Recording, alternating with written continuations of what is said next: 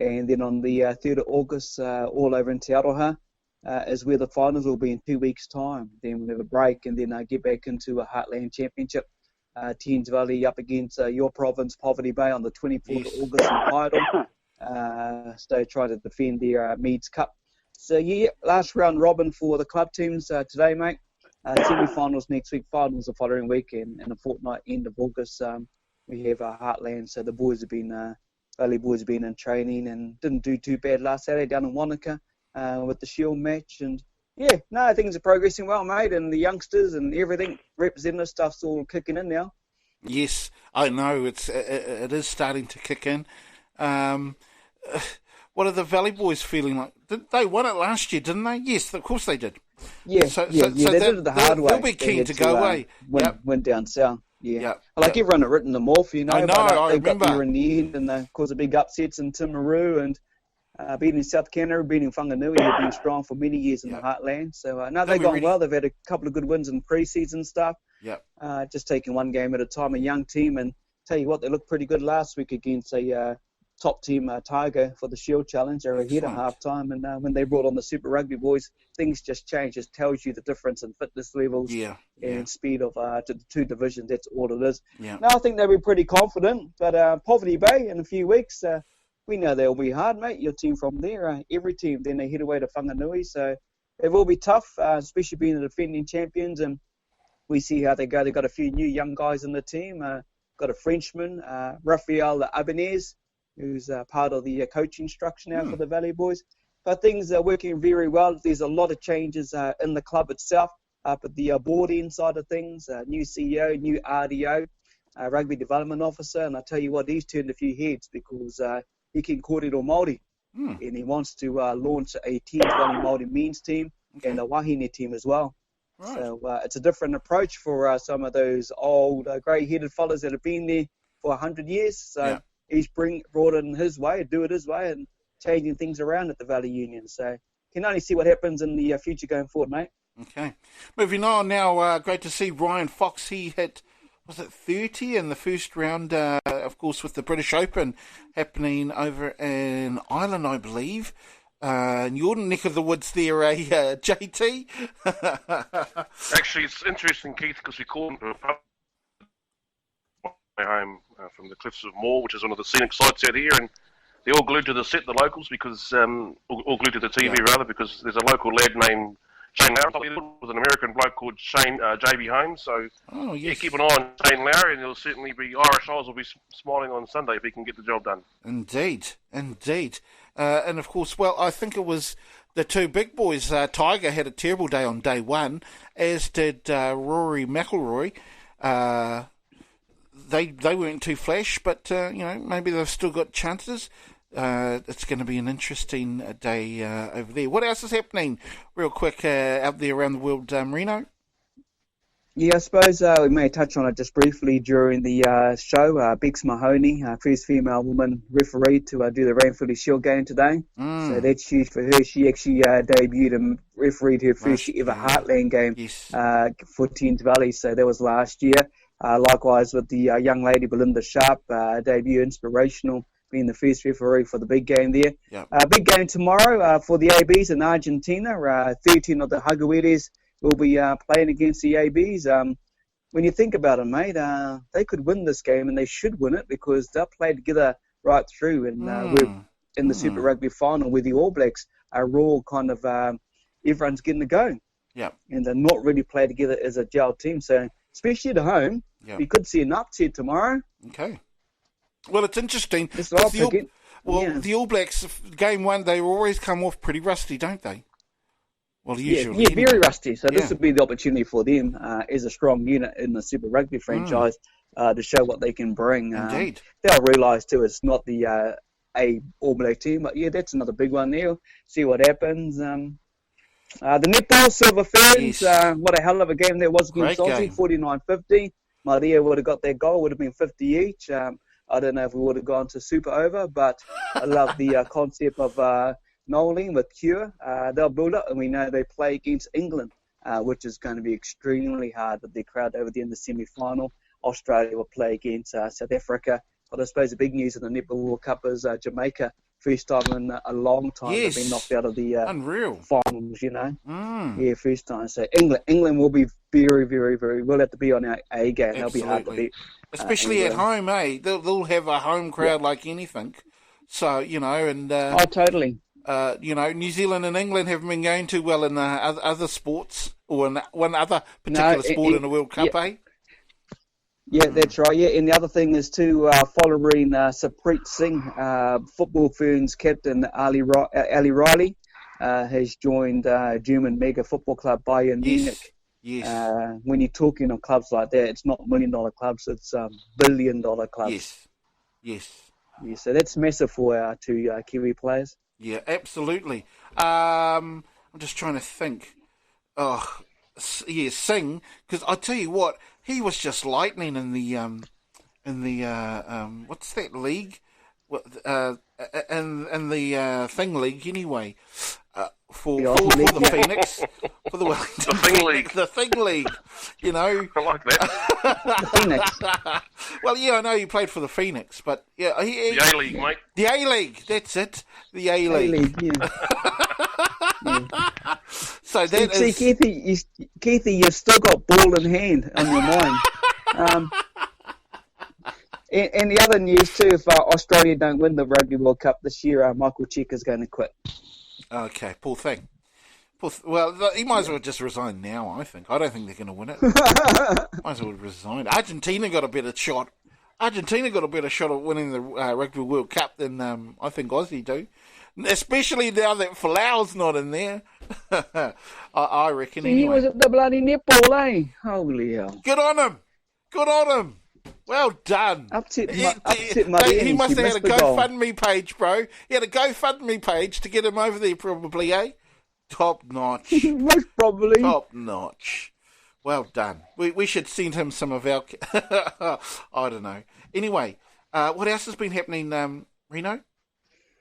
Yeah, that's pretty well about it. On the sporting side of it, everyone's talking the golf too. The Cricket World Cup's done, dusted. Yeah, Tour de France is still going if you love the push bikes. Yeah, some of the interesting naming of sports that are going to come out in the future of the Olympics. I think breakdancing about a month ago was announced. Breakdancing here was one. That you, Keithy, you means that. Get the old glove on, do your bop pants again. Make the Olympic bit of a team. colour dye down the side of your head. Gonna go for the New Zealand breakdancing team for the Olympics, eh? That could be a goal. Razor Robinson will, man, he's got the moves. Indeed he does. Anyway, that wraps us up here on Full-Time. Our last thing that we need to do, however, is to get our angst that has built up over the week, for sure, to get them out there. That's the part of the show that we like to call... Put the Boot In! My Put the Boot In is actually going out to myself because I had, on Wednesday, when we had our halftime show, I had it in my mind to talk about Poirier being played at Lord's, but it just, I don't know, it slipped my mind. There were so many other things to talk about concerning cricket and that Cricket World Cup, which is so great that the song Poirier slipped from my mind that it was played over there in Lord's. So for me, my boot goes into myself. Put the boot in! Yeah, there's a double put the boot into myself morning. Mine's going into myself for bagging. Is it Trent Bolt? I think it is. The guy who has airway connections from the coast here.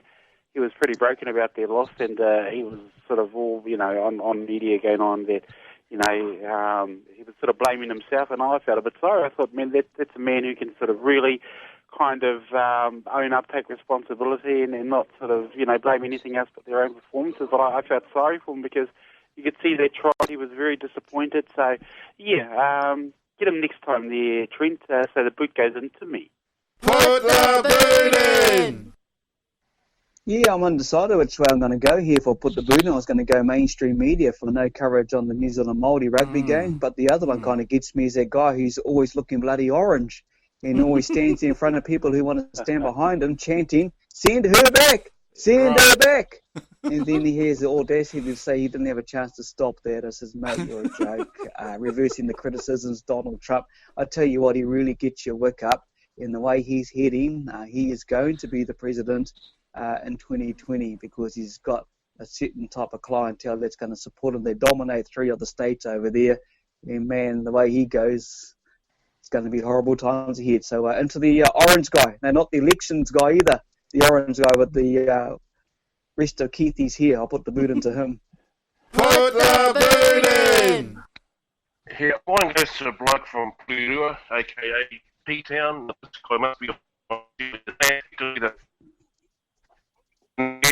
of a complaint about kids going to watch the movie The Lion King. Yeah. Well, Dopey, The Lion King is a movie especially for kids. Well, in my mind, and this also has the audacity to say that he has no qualms in going and tell kids to shut up watching them while during the movie. Well, if you told my kids to shut up watching the movie, bro, you wouldn't see the end of it. So, Mr. Hikawita Ferris of The Lion King, are you the Wayne King? That's my put the boot in. Put the boot in!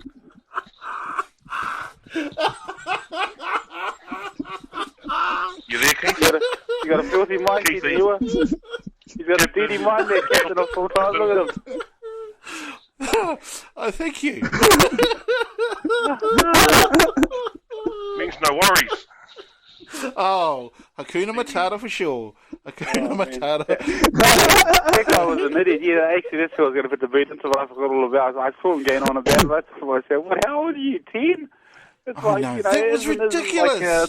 Isn't like for, sort of young children or something, and he's this adult guy going on about, oh, please, go watch the next Top Gun movie. That's on the way out. I know. Well, I don't understand why they're bringing out Top Gun 2. Like, wasn't that like 20 years ago? Well, almost 30, wasn't it? Probably 30. Yeah, closer to 30, I reckon. I reckon it was closer to 32. I mean, okay. Yeah. But whatever.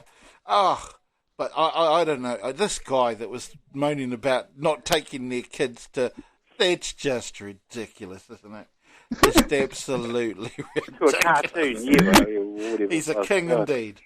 Yep, JT. What was his name, Wayne? Oh, my mind's all over the place. What was your put the boot in again there, Reno? Oh, it slipped my mind. It's Ra's uncle. Oh, that's right. Oh, yeah. Actually, there's a reason for the people reckon his hair's got control of his mind. That hair, that orange hair, bro, it's controlling his every actions. I tell you, it's got a life of its own. I mean, it was just... Mate, how orange is he? His and some orange of the camera skin, angles yeah. on the TV's orange is. I know. I don't know. He is Uncle Oompa Loompa, right? He just does not look right, man. I don't know what he does with his skin, but whatever it is, it's just absolutely You hear pathetic. those people going, send her back. It's Yes, like, what the I hell? know, and what I heard is that what he was trying to do when he heard the crowd say "send her back," he was trying to stop them. That's what he said. He was trying to make them stop them. But the footage that we saw was completely different from what he was trying to say that he was trying to do. Just having a big smile on his face as I he's know. stopping somebody. It's brilliant. Unbelievable, right? Unbelievable. Honestly, and I agree with what people are saying. He's like the modern day Hitler. Man. Might be a bit hard to say that, but Well, the way his actions are, some are saying it. Yeah. But you know what the worst thing is? A lot of those fools that believe in him, that's a scary thing. You know, he's a guy who's fit to be running a comedy television show, and he's running a country. Man, it's ridiculous. Hilarious. It's not just ridiculous, it's hilarious. It's scary is what it is, bro, I'll tell you. Oh, funny to me. Yeah, you're right, Ra. You're right. Anyway. You know, as much as we laugh about it, yeah. Anyway, Ra Walker, wonderful to have you back on board once again here on Full-Time.